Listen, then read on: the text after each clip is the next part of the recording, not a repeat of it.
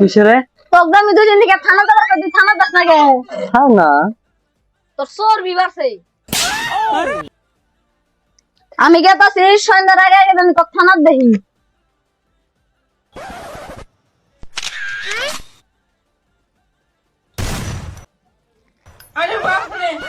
পুলিশের বাড়িতে গেছিলাম, জুতাটা কি করছে তো তাই পুলিশ পুলিশের ভাব হয়েছিল। মাফ করে দিও।